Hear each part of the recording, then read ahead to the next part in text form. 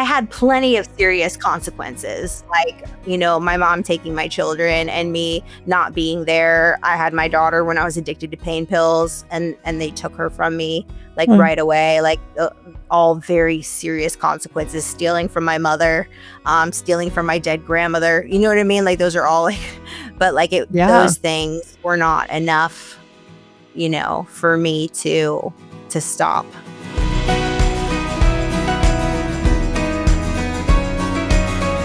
Hi, my name's Isabel, and welcome to The Sober Spill. Today I am here with Jamie. For the people that don't know who you are, who are you?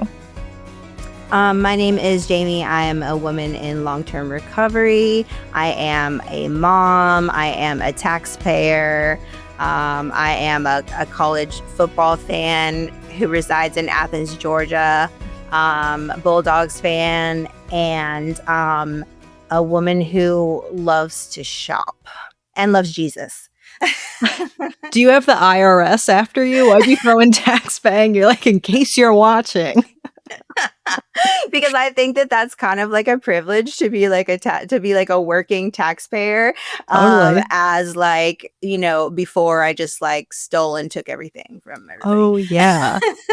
Yeah, I'm like, I don't have bills because I'm technically off the grid, but like still in a major city. Like, right. yeah, like living on the floor of a men's sober house. I have no. Yeah. And do you read a lot? I do read a lot, actually. I'm actually in school right now for my degree in biblical studies. Oh, wow. So I actually read a lot of like the Bible and whatever textbooks we have for school. And then I'm also a massage therapist, so I read a lot about massage therapy. And I'm also like a huge like conspiracy theorist also. So I read a lot of conspiracy theories as well. Yeah, that's you. Since you just met Paul, all the time I'll be like kicked back at my desk just yelling about something, and he's like, you sound like a conspiracy theorist. I'm like, but it's real. Lock in, Yeah. Paul. Yeah. Mm-hmm. Yes. All right, sweet. And I'm sure, I think in the same way where we see a lot of people in like the social work or like recovery coaching field, we know they usually come from a background, either like kids of alcoholics themselves, addicts. Same thing, I feel like, with people that are acutely religious or find that later in life, because I'm sure that will play a big role in your story too as we go through. Oh yeah, absolutely. I mean, that's how I got here for sure. So I know a lot of that, it's not odd, it's God. And I'm like, oh, if it rhymes, it must be true. right. All right. So a lot of the people we end up talking to, and a lot of people in my personal experience, we grow up and a lot of times we come from having like an alcoholic background. There's some like addiction in our family. What was your experience? Did you have other people in your family that drank and drugged the way that you ended up doing so? So yeah, for sure. My parents had me when they were like 15. I come from a big Italian family, actually from Massachusetts. Oh, Is where I'm actually from, East Boston. And so, big Italian Sicilian family, from East Boston. I mean, I feel like self-explanatory if you're from that area. yeah, You it was kind of kind of, know. yeah. That there's a lot of excitement, and then there's always parties. There's always like a christening or a birthday party, or a communion, or you know all of the things. So we're always at some family member's house, and there's always stuff going on. So my dad definitely, liked to partake in his, for sure. My mom, not so much once, I was a little bit older, but I definitely remember being young and smelling some pot, Uh-huh. and just like growing up watching, a lot of like gangster movies, you know what I mean? And thinking, that this is kind of like how life is. Oh, yeah, well, Siciliana, like, that's literally where it's coming from, so it makes perfect sense. And, yeah, I totally as soon as you said, like, East Boston, it, like, painted a picture in my mind's eye. I was like, "Oh, yeah." Like, I totally get what you're saying now. How'd you end up in Georgia from Boston? My parents, they moved around a lot. Okay.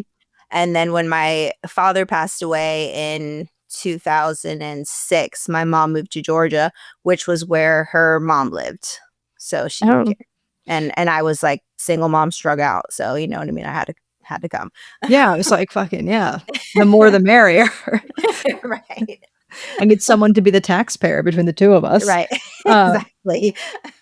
And so with, like, drinking in the family and also moving around a lot, I'm sure that would like, how did you internalize that as a kid? How did that register for you? Um, I went to 12 different schools before I got to high school. I think I Mm, was in like 8th grade when I moved to my last city, which was in Manchester, New Hampshire.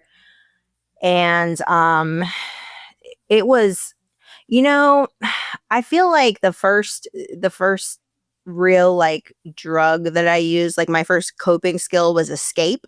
mm, And so it was like, you know, moving around a lot, coming from the kind of family that I came from, it's a lot of like, what happens in the family stays in the family. And I was never really like anywhere long enough to build those connections and strong relationships that I felt I could trust people. I was also like a chubby kid and very insecure. And so I really just like every time that I moved, I would kind of come up with like a different persona like, oh, now maybe I'll be this Jamie and the kids will like me, or, maybe I'll be this, this Jamie, whatever, you know what I mean? Or I used to play a lot of Nintendo, mhm, you know, stuff like that. So definitely like just escaping reality. Plus like my house was you know, it was like I never knew what kind of house I was gonna come home to. Like, am I mm, gonna come home to this, house where, we're gonna watch scary movies and eat like celery and peanut butter, or am I gonna come home to, fighting with alcohol, you know what I mean? And all of this kind of stuff. So we have a lot of clients it's specifically an Italian thing with, like, they keep it in the family, and then it's like, "Oh, that's not healthy at all long term." right. Uh, yeah, that's so hard, and childhood insecurities very much, I feel like, kinda paint out the rest of our life to a certain extent and, like, lead into a lot of escapism. Were you on, like, Nintendogs, like Animal Crossing? What were we N- doing? n- Mario. Okay. Mario up to Sonic the Hedgehog, when I got a little older. Yeah. And you're like, "I'm ready for this, I'm grown up now, I can do Sonic the Hedgehog." Yeah. I mean, yeah, I was, just would play just video games for, like, hours and hours because I didn't wanna deal with life, you know what I mean? I also had, disordered eating at, like, 5. I would starve myself at, like, 5 years old, Mm. and thought, like, at 7, like, that I was supposed to be sexy, you know? So it's just very, like, distorted, image, and then also something I think important, like, for women and men too is, like, when you grow up in a household where there's like substance abuse and then there's also like domestic violence, sometimes you can look at that and think like, oh, this is what love is, you know? Mm. So, Totally, that's one of the I always like to ask a lot of people where it's like, how did the dynamics of your parents play out into, like, your adult relationships? Because it's always any romantic relationship is like a shadow box for every dynamic we watched when we were kids. mhm, Yeah, for which sure. sucks, like It does suck so bad. Yeah, and I always thought, because I had, like, a similar thing with being very young and being like, "I'm fat, like, I'm gross, I don't want people to see how I look," at, like, an inexplicably young age, like, similarly to you, and I think that is, like, laying the seeds for addiction a lot of the time, because it's this, like, "I'm Mhm, just not right, I need something external to make me feel better." Um, absolutely. how long did it take you to find that solution, like, to get to drugs and alcohol? I think I was actually a little bit older.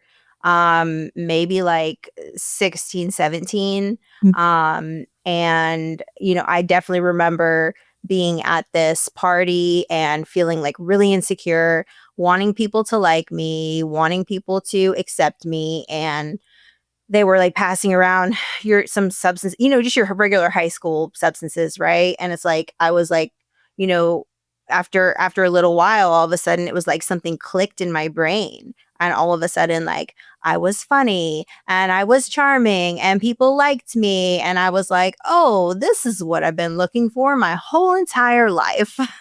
And that's really how it started. Yeah, finally feeling like you just fit. And it's like, "Oh, Hmm. thank God." Yeah.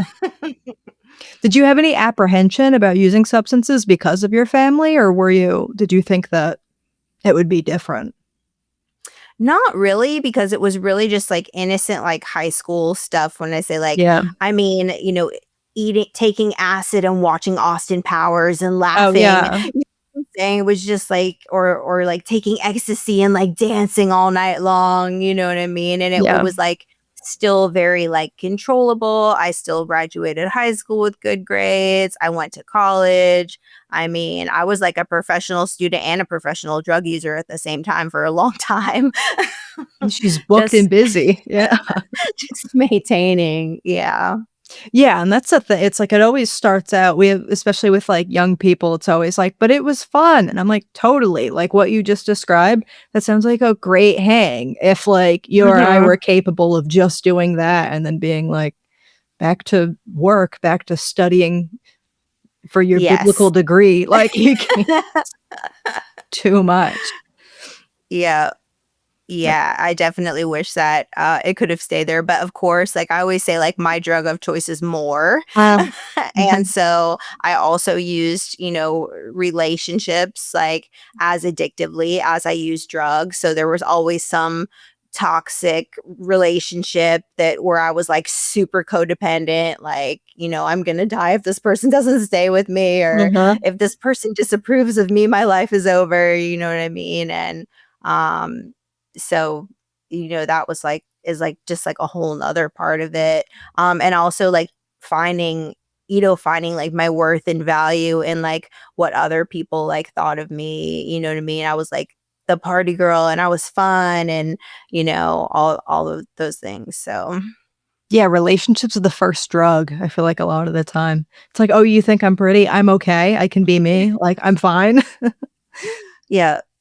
No, that's so tough. And did you ever have to, like, once you did get sober, have to go, like, boy sober, girl sober? I know so many, like, people that have to hard line Yeah. in the sand on that too. I did actually for about 3 years. Dude, that's Yeah. good. Yeah, it was pretty wild, but yeah, because I was definitely always with someone or more, so, Yeah. sex was definitely, like, a huge addiction of mine as well, and then, and when you're on drugs, you put yourself in, like, terrible situations and, Mhm. um and then trying to afford the lifestyle, you get into more situations, I know when me and my baby daddy went to jail and I was like, how am I going to pay the rent and smoke crack? And Mhm. it's like, you know what I mean? I'm like, oh, let me just give my kid to my mom. Mhm. And then like I'll go work at a strip club and that will solve everything.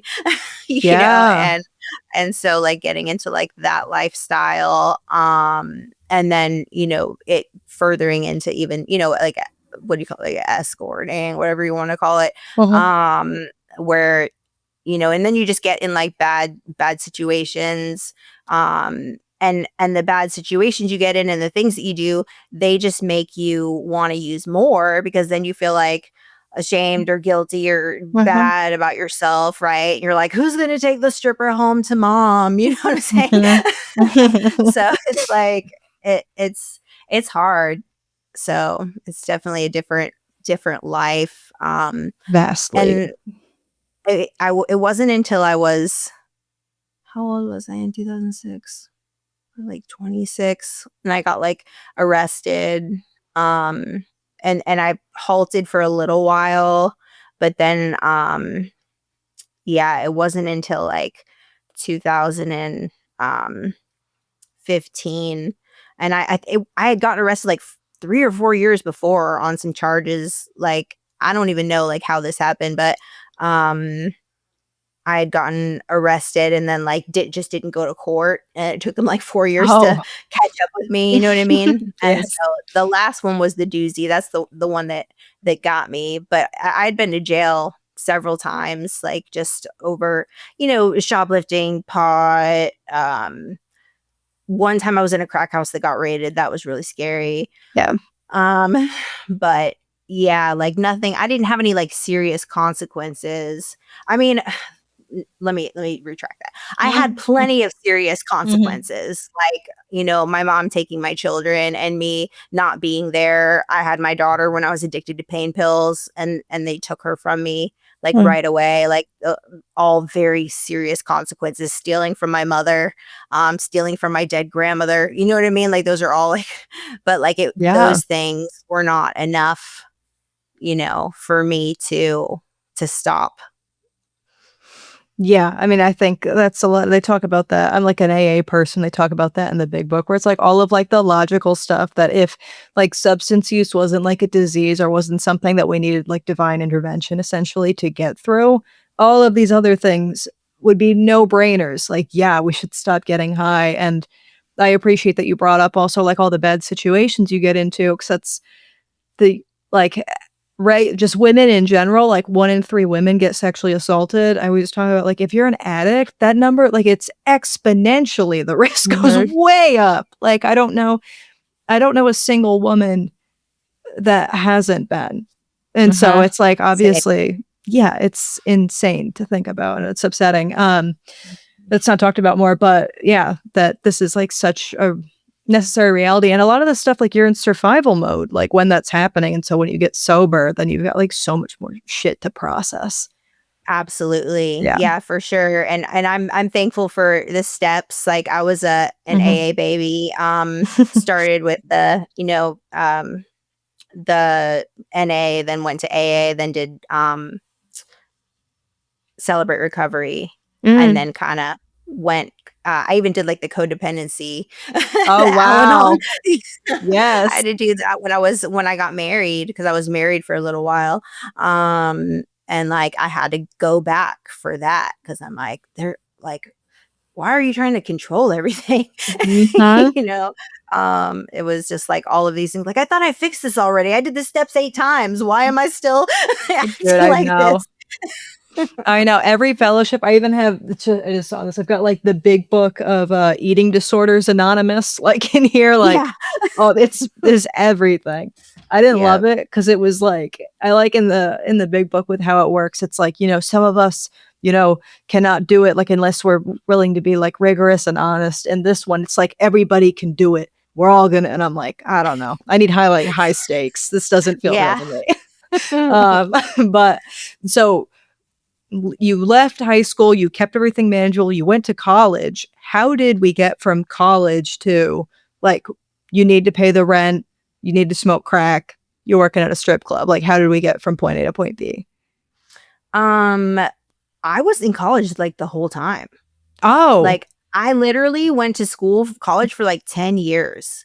Um, I told you I was a professional student. Yeah, no, yeah. seriously, yeah. Because I was like, maybe I'll try this, and then I would do some. Mhm. I got like an associates in business science and psychology, and then I went for like aesthetics. I went for criminal justice. I went for fashion design, and I was like, oh, I can't draw or sew. Let me go for fashion merchandising. You know what I mean? Just like searching, right? I was searching Mhm. for purpose. I was searching for something to fill me. I was searching for something to fix me so that I wouldn't do these things anymore. Mhm. And so yeah, that's how it, until I was, yeah, I think I want to say like 2007 was the last time I went to school. So we're like 98 to 2007 I was in college. Dude, if I'm ever on Jeopardy, I'm calling you. I'll be like, she has to know something, like in the general region of that knowledge. She has Right. to be aware. Mhm. And so during all this time you maintained, like, you were able to go to school. What, I guess, if you were able to function in school for this long, what got it to the point where you had to, like, leave school? Like, everything got so out of pocket that had to even wrap up. Um, I want to say that that was probably in when my father passed away. So I Mm. had like three like really traumatic things happen at one time, and really went off the deep end. I had a miscarriage at 4 months, Oh. and then I got sexually assaulted, and then my father died. And yeah, and then I got kicked out of school, and it was like all this in like this very condensed, because I had gotten like arrested and I got kicked out of school. So um it was it was really hard. So I was in school at the time for massage therapy, and I got busted in this like huge prostitution sting.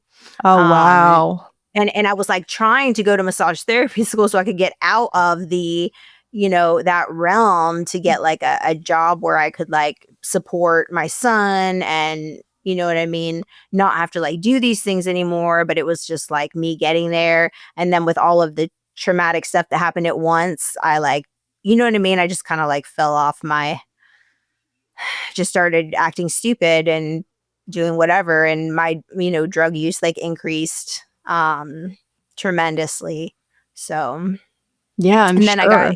I got arrested, and they kicked me out of school, and that was really hard. But like anything that happened, like I always, because I had like a pretty clean record, you know what I mean, they were just like, oh, just do like, we'll give you like a 6 month suspended sentence as long as you do this probation, and then we'll, you know what I mean, wipe your record or whatever. So it was always like that. There was never anything like significant. And then I made like a bunch of like, geographical changes, Mm. and it was just like, the problem was, it's like wherever I went, like there I was. It's like Mhm. I was still there. So Mhm. like that was the huge problem for me, was like, I would change all these different things, but never like change me.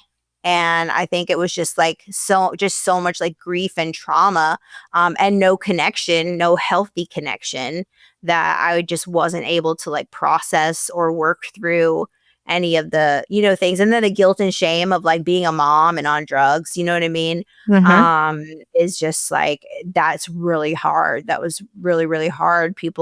I know people, they say like a lot of mean things about moms um, who, do drugs. And it's like believe me, they don't want to. They're not like, oh Mhm. yeah, I want to get high and not hang out with my kid, like that's not like the plan. I mean, I'm sure for dads as well, you know what I mean, but um so yeah, that was kind of like, it just kept progressing, you know what I mean, and every geographical change, it was like I would do good for a little while, but then it would just bam, there I Mhm. am again, so. Hello, my name is Jessica Barone. I am a clinician here at Mountainside Treatment Center, and I am also the proud spouse of a United States Marine Corps combat veteran. Active duty is hard. Transition back to civilian life can be even more challenging. Loss of identity when the uniform comes off, loss of community, loss of friendships. At Mountainside, we understand the unique challenges veterans and their families face. If you'd like to learn more about our veterans program, please visit www.mountainside.com/veterans. You fought for us, let us fight for you. Totally. Yeah, and I love that you talked about also, like, trying to get out of, like, prostitution, like, trying to, like, get away from your, because it's like this and not wanting to be a mom on drugs, like, the shame compounds. It's not as easy as just being like, "You know what? Mm-mm, I'm done. I'm out." Like, it's Mhm. never that easy, and you just bury yourself under more and more levels of, like, I mean, it's, you hit your bottom when you put your shovel down, but when you have, like, a high pain tolerance and shit keeps getting worse and you keep normalizing that, like, it's hard to put the shovel down, you know? Mhm. Absolutely. Did you think it was possible for you to get sober? I mean, I honestly could never see a life, um, like, sober. Like, I couldn't even comprehend it, you know what I mean? Like, I went, when I had my daughter, and I was on pain pills, that was, like, a pretty big wake-up call for Yeah. me. And I did try. I was in and out of like detoxes and like short-term rehabs for, you know what I mean? I probably went like 8 different times, tried to do the, MAT, tried to Yeah. do everything. But I couldn't understand the fact that like it was like I would get out and I would say, okay, now I'm cured. I can smoke meth like everybody else on the weekends. You know what I Which, mean? like, nobody's doing that. Nobody's Yeah. doing that. I love that. They're like, "I'm a social heroin user." I'm like, "Bitch, no, you're not." What? Yeah. Yeah. So crazy. No, I get that too, though. Yeah, because it's like when you've been using for so long, what does that look like? It's almost Mhm. scarier to change than to stay the same. So true. It is definitely, it feels scarier. And when you feel like you're like by yourself and like those are the only people you know, right? Are Mhm. people who, use and like by this time, like I have like 0 healthy relationships. All I have like in my circle are a bunch of people who like we sell drugs to each other, take each other to the doctor on Yeah. doctor day so we can get pills, you know what I mean? And Mhm. then and a bunch of like much older men than me that I go hang out with so that they can give me drugs. So it Yeah. was just like I was trapped and the world of meth and the world of like all like that whole world, especially in meth, is so demonic. It is Mm. so demonic. It's like you're stuck captive in like hell with like a whole bunch of demons around you that literally just like want to keep you there, you know what I mean, and they do every kind of strategy to keep you there, you know what I mean, between the shame and the guilt and the here, have some more. Wait, I've gone 2 days without pain pills. I'm doing so good. Ring, ring, ring. Hey, do you want to come over and get high? Damn it, devil. What? I was almost there. It's like so Yeah. hard. Yeah, meth is a different demon too. It's anytime with meth, it's always like I'm down so bad. Like I feel so terrible. I'm freaking out. I'm like picking at my skin. And then I'm like, Mhm. I feel like I'm gonna die if I do any more. But I'm like, don't get rid of it 'cause in an hour I'm gonna change my mind. Like Right. just the craziness of that. Yeah. Yeah, demonic. That is, I feel comfortable giving that label to meth. Like easy. Mhm. Oh, yeah. Easy. And the people, I mean, there's so much like there's it because it's such a sexual drug, you know what I Oh mean? yeah. There's so much like orgies and like witchcraft and like all I was living in a whole house of witches, a whole house like witches doing like orgies, trafficking women, like you know what I mean? Like all this weird stuff. That was when I started getting really freaked out. I mean, I literally Yeah. like it was so freaky. I actually like quit shooting meth and would just Wow. like smoke it. I would pretend because I would be like watching them, like they'd be like, "Oh, here you go," and I like just like just eat, drink it. You know what I mean? Like I'm not shooting that. Like I need to watch these people. They're so weird. That's the craziest form of harm reduction I've ever heard. Live with a bunch of witches and you'll stop using needles. That's crazy. Yeah, it was nuts. How'd you end up with a bunch of witches that were doing meth? How did we devolve into that? Look, this is how like cunning the devil is. Like literally, like Mhm. my I had just broke up with my baby daddy and like he had moved back home to Massachusetts. I was living in Georgia and literally I'm outside and my neighbor pulls up with this other guy in his car and the dude's just like, "Hey, I'm so and so. Do you want to come party?"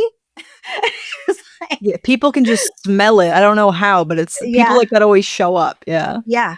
Just bam, there it was, and I was like, Mhm. "Of course I do," and then I was like, Mhm. I don't know how many months later till I made it back home, Yeah. so I yeah. know, it's crazy how like recognizes like, it always feels like the wrong people show up because they can tell you have, like, the same kinda sickness, Mhm. like, it's yeah, it's unfortunate, and so, all of this was going on, and then in 2009, you hit your bottom. It was 2015. In Mhm. 2015. What happened in 2009 then? That was oh, you went to jail, I think. Yeah, well, I went to jail in 2008 or Got maybe it. 2008, 2009. That was when the crack house that got raided. Oh, yeah. I went to jail for that. But yeah, I had gotten arrested. It was like a typical Tuesday night. It was like I got pulled over.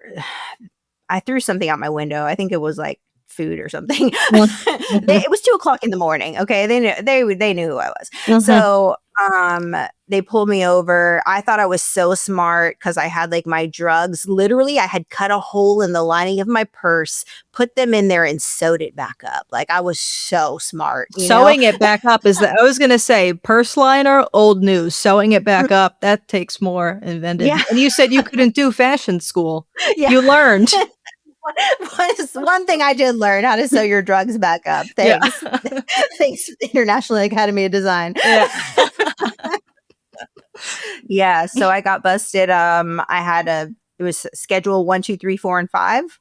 Just like a little bit of everything. Tuesday night party pack, you know? And they were like, what are you doing with all this? And I'm like, it's Tuesday. What do you mean? You know, this is normal. Yeah, they're like, oh my God. Yep. And that was and yeah, but then, you know, like I got out and then like they picked me back up for it 4, 5 years later, whatever it was. Mhm.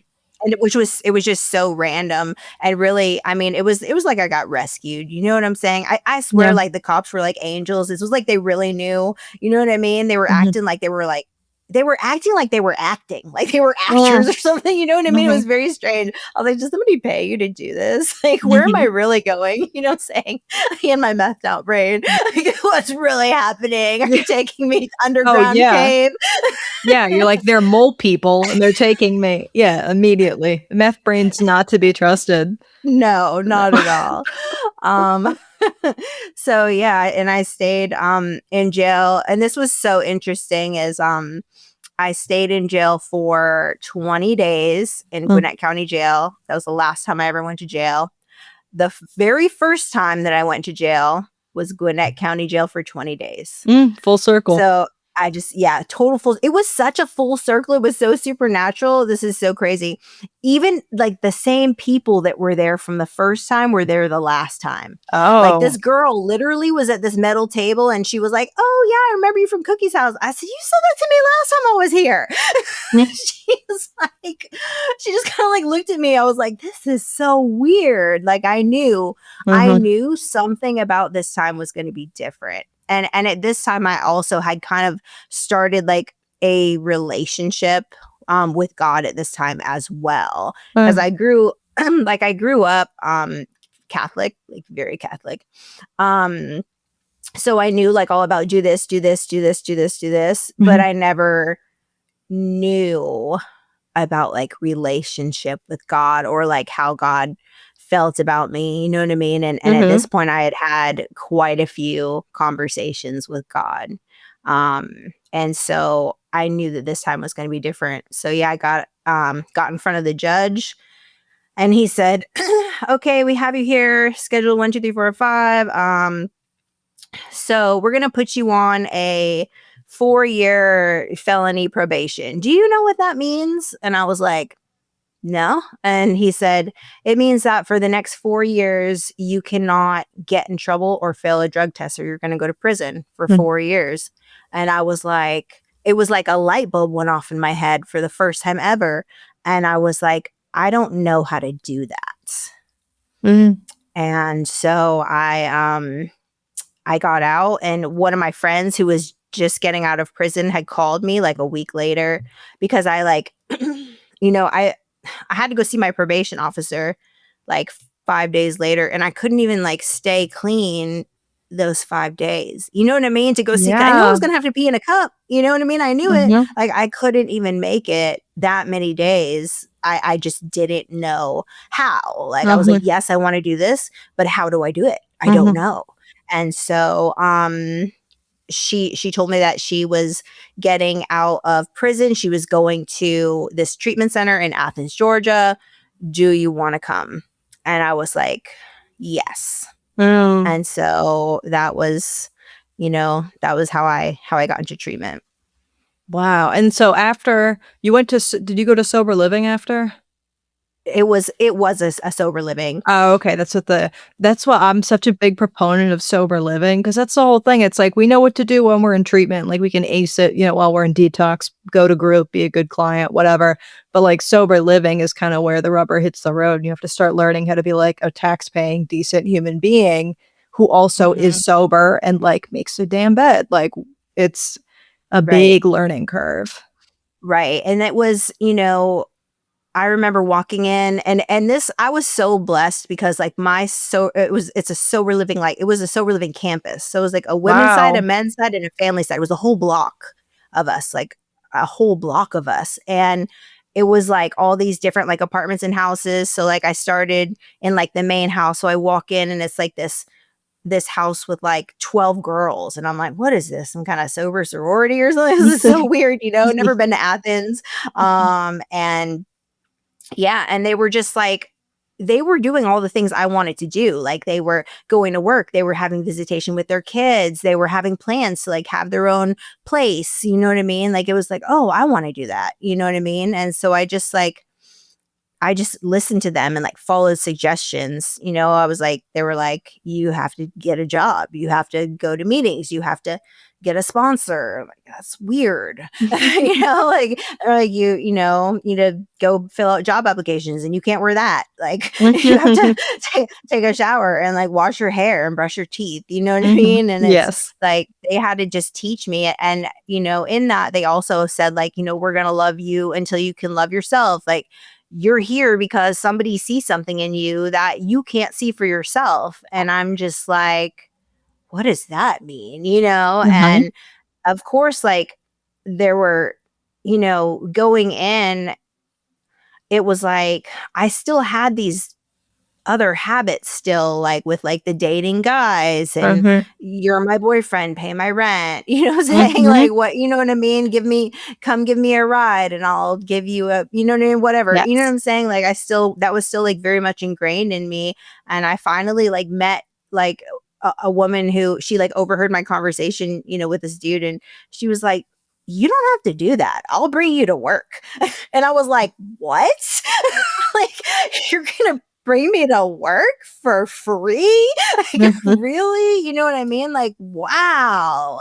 And she was a woman of great faith, and she used to read the Bible with me.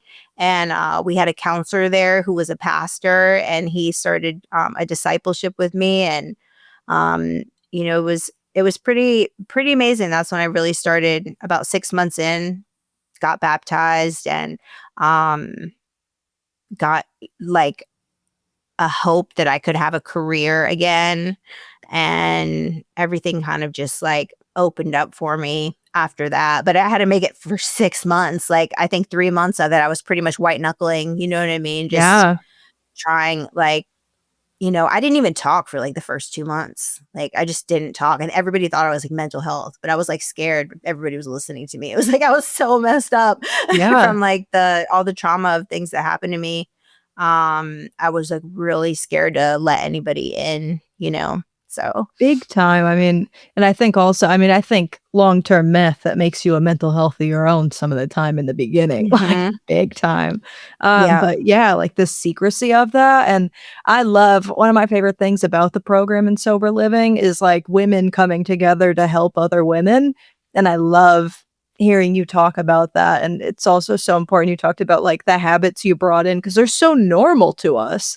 Like even like to Larry and Joe, like regular ass people, they might see that and be like, what? Like that's illegal or that's like abnormal or immoral in some way. But it's like I was so passive about like this is different, but even like self-harm in early recovery where I was like, who cares? Like I'm just cutting myself. And they're like, that's weird. Like you are not weird, but they're like, you should do other Yeah. things. And I'm like, this is just like walking to get the mail for me. Like this doesn't register as anything in my Right. brain. hmm It's a lot of unlearning. And what motivated you to do the abstinence from like sex and love for a couple of years? Um, I just literally kept going back to these same men who, were just like I had this like this I had this encounter with God. Like we had like a whole full on conversation, Mm. and like he basically told me like, you're giving yourself away to people who don't deserve it. And I was just like, what? Like that was like, to say like that I had any kind of like worth or value, or that somebody didn't deserve me. You know what I mean? Like Mhm. what? That was just so baffling to me. And like that, like the kindness, I think just like the love and kindness of God just like really, it really for the first time like hit my heart, and God started kind of revealing like how he saw me like through my steps and stuff like that. Mhm. So he started to kind of reveal himself like through like my daughter. Like one time I was like visiting with my daughter, and she was like 5, and she had food all over her face, and her hair was a mess, and she was scribbling with a broken crayon.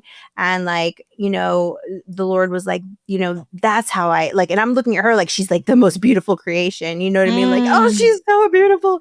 And the Lord's like, that's how I look at you, and I'm just like, you see me like how I see my daughter, like, you know what I mean? It was just so eye-opening. And like healthy connections and things like that. So I totally forgot the question that you asked me though.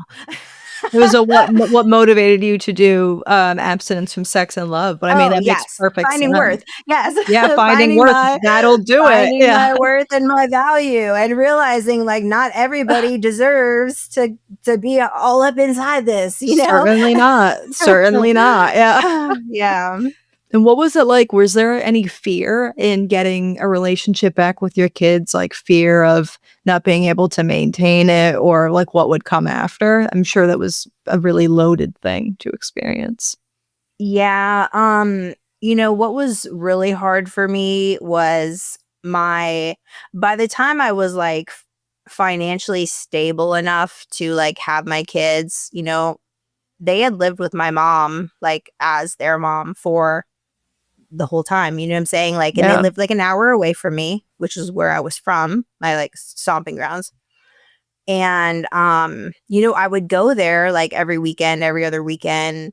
I would give my mom money, for my kids and everything. And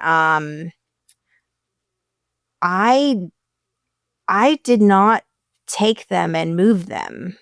Yeah.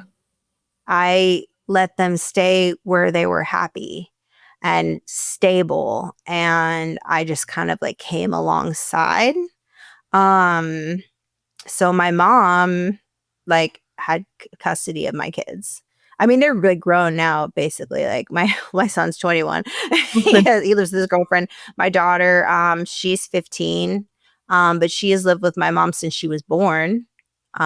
So like just trying to come alongside my mom and like be part of their life is what I try to do, having relationships with them. I mean, I talk to them all the time on the phone or whatever. I can see them, like go see them whenever I want, you know what I mean? My son, he lived with me for like a year when he was like 19, 18. Um that was fun. Like, oh, I get you now and you're a hellion. Yeah. That's also so Baby. beautiful, like, so Yeah. selfless to also, like, being able to put, like, their needs above yours, um, especially after carrying all that shame about being, like, a mom on drugs and experiencing Mhm. that.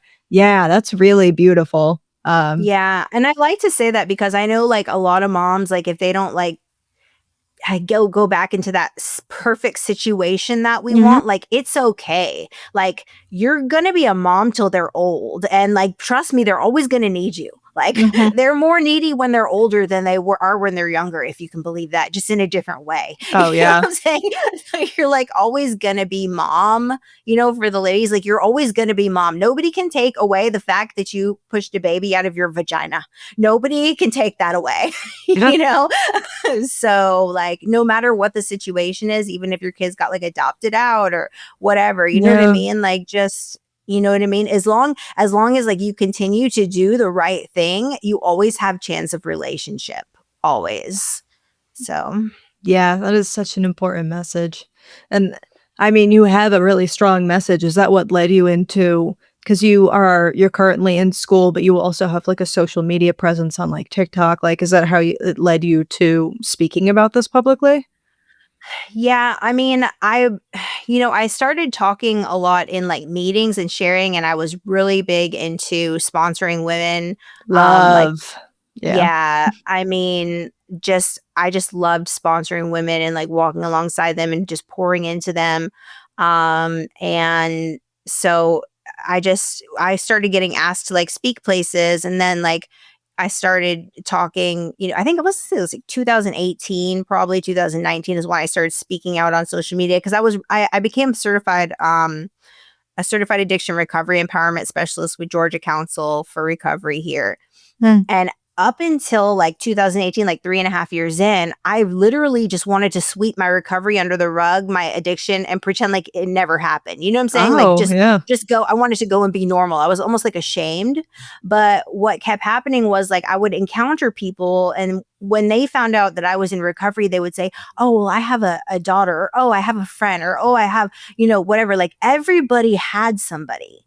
And it just clicked to me one day that like, Jamie, like, what are you so ashamed of? Like, you literally survive things that people would die over. Like, people would not make it through the things that you have been through. Mhm. The amount of things you have been through, the things that you have survived, you should be proud of that. Like, you went from being like a homeless hoe to owning your own business, supporting yourself. You know what I'm saying? Like, being a mom. Mhm. Like, I mean, like, that's incredible. Like, why are you ashamed of that? Mm. And so that was really kind of what sparked. And then I really enjoy hearing other people's testimonies, and like just kind of I love all forms of recovery. I'm a proponent for everything. Like, I don't Totally. care how, like, I don't, you know what I mean? Like, whatever it is, like, as long as you're, you know what I mean, getting better, like we're getting well, then I'm for it. You know what I mean? So I love spotlighting other people's, recovery as well, and hearing just all the different pathways, and like normalizing, hey, we don't all have to live this the same way. We all have a fingerprint like that's unique. So we all have like unique pathways in life, and God uses us all. So Yeah, there's room for everybody. We don't have to be mhm. like gatekeeping people at the Yeah. door. And Yeah. tell me, for this degree, some of the credits carried over from all of your other schooling. No. No? Are you serious? Yeah. Yeah, but this is just a straight biblical degree, so all of my classes have, like, nothing to do with any of the Oh, other stuff I do. okay. I was gonna Yeah. I'm like, "Oh my god." So you got, like, a couple, like, associates going there, and now you're getting, like, you're just kind of a wall filled. They're like, "This woman's lived so many lives," and you're like, "I you don't even know the half." Like, Yeah, seriously, I yeah. know. It really is, but I mean, I wouldn't, I would never go to I have an amazing career, and I do a lot of things. I'm a massage therapist. I have my own business. I am a continuing education teacher for massage therapy. I just wrote a continuing education for trauma-informed massage therapy for people who specifically have been through domestic abuse, trauma, PTSD. I've worked at a center that helps women coming out of prostitution and human trafficking.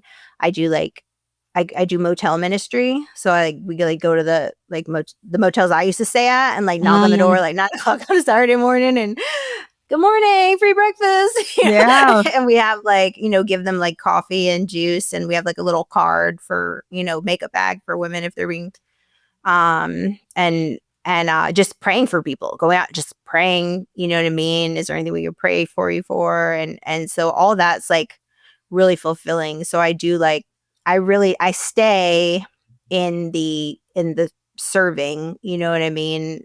So ministry, like if I was going to go to school for anything else, like it would be to know God more. Like if Mm. I was going to go to school, like if I'm going to go to school, it's going to be for something that I am passionately in love with, and for me that's Jesus. So Wow. Well, this has been wonderful. And so for everybody that wants to find you, like, where can they find you? um Jamie Tall on all platforms, Facebook, Instagram, TikTok, YouTube. I've got some crazy conspiracy stories and Okay. meth and gas talking stories on YouTube. Check that out for sure. I love that. Yeah. With like meth stories and stuff, I forget. Like I was with a bunch of clients who are running PHP and I've been sober for 7.5 years now. And they were like talking and they'll talk like I don't know game, and I'll be like, oh yeah. Cause they're like, we should do meth. I'm like, you shouldn't. They're talking about doing it in like an enclosed space. I'm like, one time I was on an airplane on meth and it was really not fun. And they were like, oh my God, the fuck? Like, and I was like, oh yeah, that used to happen. Yeah. All right, sweet. Well, we'll link all your stuff down below, but this has been wonderful. Thank you for coming on. Thank you so much. Thanks to my friend Dave, Yeah. who told me and introduced us. So for sure. Yeah. All right, sweet. Well, thank you for listening, everybody. If you want more, follow along at The Sober Spill, and we'll link all Jamie's socials down below. Thank you.